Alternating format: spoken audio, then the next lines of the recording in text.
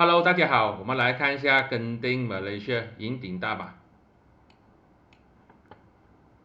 它星期五的时候就突破了这个托马峰的 POC，也就是我之前讲的这个2.56突破了，突破了当然是好事啦，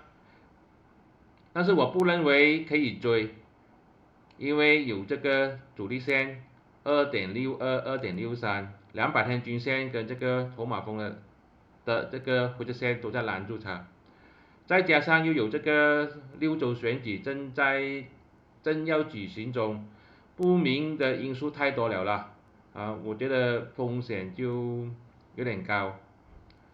我是觉得如果要追的话呢，就等它突破这个2.63过后再看。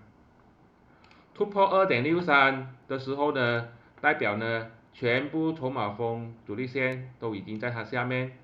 ，200天均线也是在它下面，然后呢，这个呢就形成一个很大的支撑盘，套牢盘会相对的小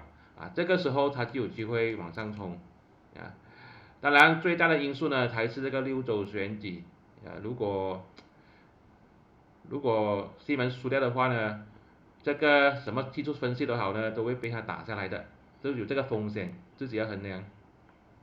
这边我们也看到呢，筹码主力线蓝色线跟紫色线在底部的时候站稳，当股价站稳在这个蓝色线跟紫色线之后呢，它就飙上去了呀。所以这个筹码主力线呢，来抓这个支撑跟阻力呢，我就觉得蛮准确的所以这个主力线呢，我也是看这个2.63呀，不要急，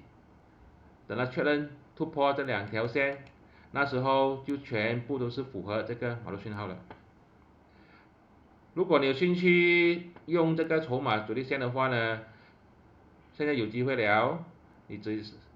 请你去这个留言区里面详细的了解情形，谢谢大家。